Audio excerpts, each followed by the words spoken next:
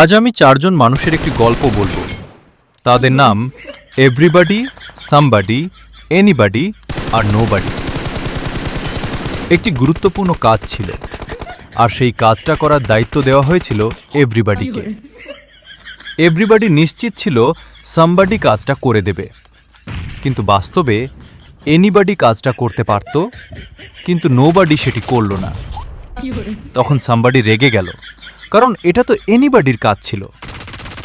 Everybody ভাবল anybody এটা করতে পারবে, কিন্তু কেউই বুঝল না যে এনিবডি আসলে কাজটা করবে না। শেষ পর্যন্ত এভরিবডি দোষ দিল সামবডিকে, অথচ নোবডি কখনো এনিবডিকে বলেইনি কাজটা করতে।